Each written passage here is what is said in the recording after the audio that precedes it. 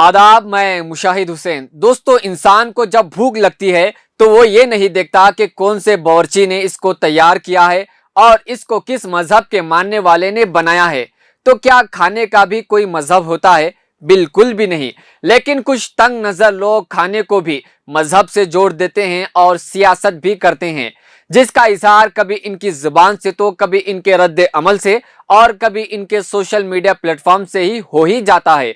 दरअसल वाकया हैदराबाद के फूड डिलीवरी बॉय से जुड़ा हुआ है, जहां हैदराबाद में पेश आने वाले इस वाकये में एक कस्टमर ने फूड डिलीवरी ऐप स्विगी से ऑर्डर करके कंपनी से ये मांग किया कि वो अपना खाना इसके घर तक पहुंचाने के लिए मुसलमान डिलीवरी बॉय को ना भेजें। इसके बाद सोशल मीडिया पर इसका स्क्रीनशॉट तेजी से वायरल हो गया। इस वाकये को सोशल मीडिया पर कई सारे लोगों ने क्रिटिसाइज किया और कहा कि ऐसे वाकयात आपस में ना इत्तेफाकी पैदा करते हैं। और जहां तेलंगाना स्टेट टैक्सी ड्राइवर्स के चेयरमैन शेख सलाहुद्दीन ने इसका एक स्क्रीनशॉट शेयर किया और लिखा कि ऐसे कस्टमर्स ग्राहक जो मजहबी बुनियादों पर डिलीवरी बॉय का इंतखाब कर रहे हैं, इनके खिलाफ सख्त कार्रवाई होनी चाहिए। किसी भी मजहब से नफरत की तालीम नहीं दी जा सकती है। तो नाज़रीन, इससे पहले भी दूसरी रियासतों में ऐसे ही वाकयात मंजर आम पर आए हैं, जहां मुस्लिम डिलीवरी बॉय से फूड लेने से या कोई भी चीज लेने से मना कर दिया है।